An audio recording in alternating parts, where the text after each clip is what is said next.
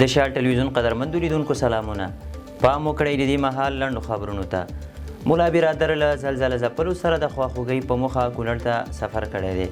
د رئیس الوزرا اقتصادي مرستیال مولا عبدالغني برادر د ځینو نورو مسؤلینو په ګډون د یوه پلاوي په مشرۍ کونړ ته تللی او له زلزله ځپلو سره یې غم شریکي کړې ده. مولا برادر اخوند زلزله ځپلو ته ډاډ ورکړ چې حکومت یې د دوی ترڅنګ ولاړ دی او په وینا یې هڅه کوي چې د ویجاړو کورونو د بیا رغولو لپاره امکانات برابر او په راتلونکي کې د طبیعي پیښو د زیان کچې راکمېدو لپاره هر اړخیز تدابیر ونیسي. نوموړي دغه راز په نړیواله ټولنه، سوداګرو، پانګوالو او خیریه ادارو غږ وکړ چې د کونړ زیانمنو سره خپلو مرستو ته دوام ورکړي. د رسمي ارقامو پر بنسټ کونړ کې د تیرې زلزلې له امله تر دې مهاله د شهیدانو شمېر 2215 او د زخمیانو 3640 تنو ته لوړ شوی او 6702 کورونه ویجاړ شوي دي. امیر خان متقي یو ځل بیا له ګاونډیو هیوادونو غوښتي چې له افغانستان څخه تښتول شوي الوتکې بیرته ور وسپاري.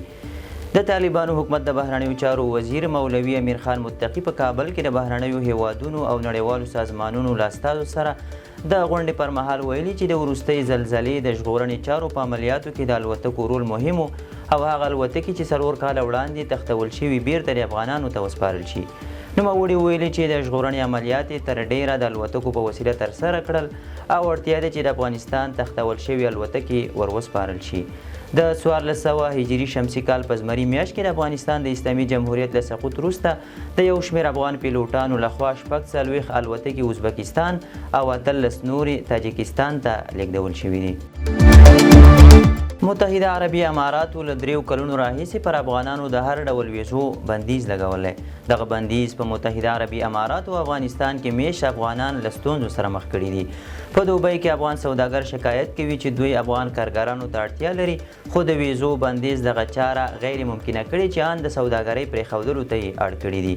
په دوبۍ کې د افغانانو د شورا غړي جمال خوستي شال ټلویزیون ته ویلي چې د ویزې محدودیتونو متحده عربي اماراتو کې د افغانانو په ژوند او سوداګرۍ منفي اغیزه کړي او په وینا یې که چیرې دغه بندیز دوام وکړي نو راتلونکي کال به افغانان 10 سلنه کاروبارونه له لاسه ورکړي.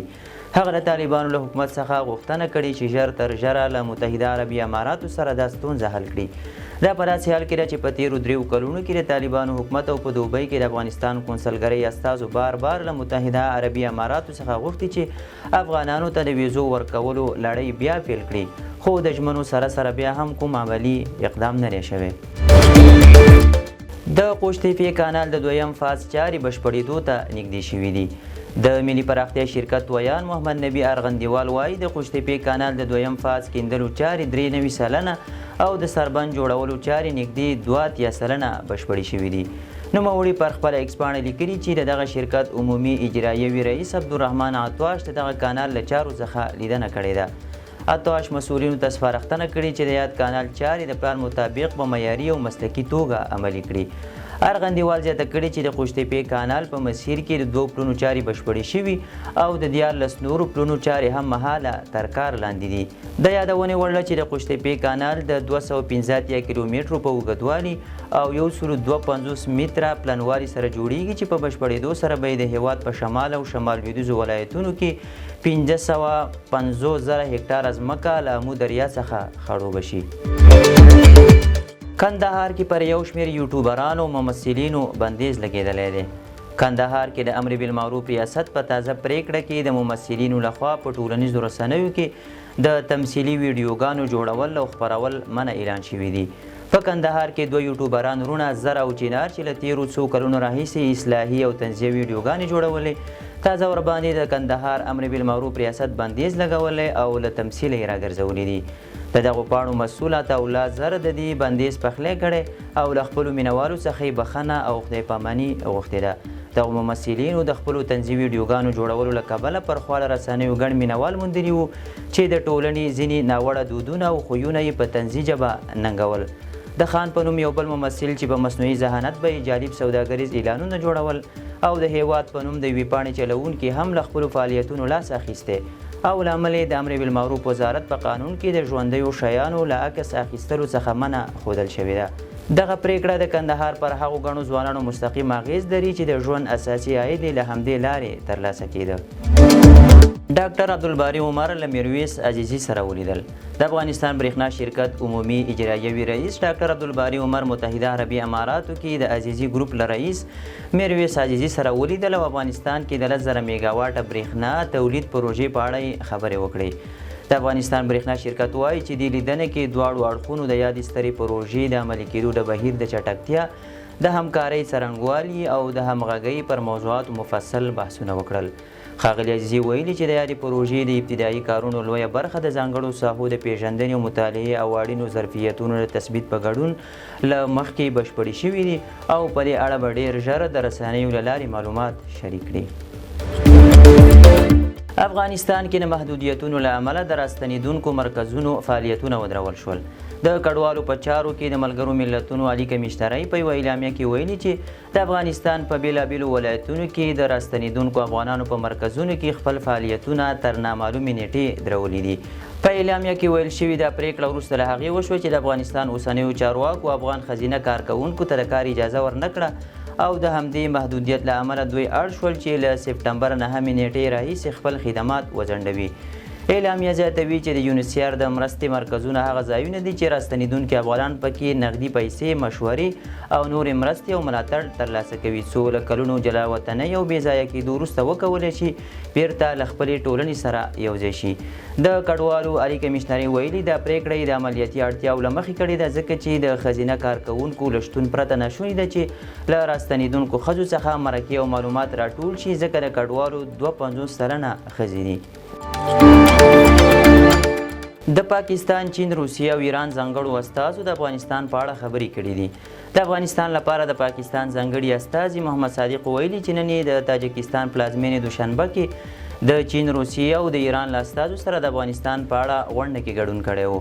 هغه پر ایکس پاڼه لیکلي چې د یادو خبرو په پایله کې پر دې هوکړه شوې چې باید په افغانستان کې له ترهګرو ډلو سره جدي مبارزه او د بشري مرستو ملاتړ وشي.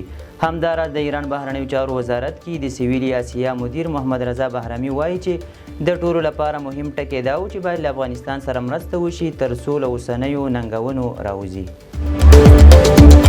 اروپایي پارلمان د غزې لپاره عاجل اوربند او د فلسطین رسمیت پیژندنې غوښتنه تصویب کړه. اروپایي پارلمان په یو غیر لازمي پریکړه لیک کې د غزې لپاره د بیړني اوربند د اسرائیلي بندیانو د بې قیدو شرطه خوشي کولو، د ملکي وګړو د خوندیتوب تضمین او د فلسطین دولت د رسمیت پیژندنې غوښتنه وکړه. دغه پریکړه لیک د 315 موافقو، 150 مخالفو او 122 ممتنعو رایو په نتیجه کې ومنل شو. دا پریکړه که څه هم قانوني الزام نه لري خو په سیاسي لحاظ د اروپایي ټولنې دننه د فلسطین د پیژندنې غوښتنې ته ځواک ورکوي او غړي هیوادونه به پر دې مسله باندې دننه او بهر فشار احساس کړي. د برازیل پخوانی ولسمشر په 20 کاله بند محکوم شو.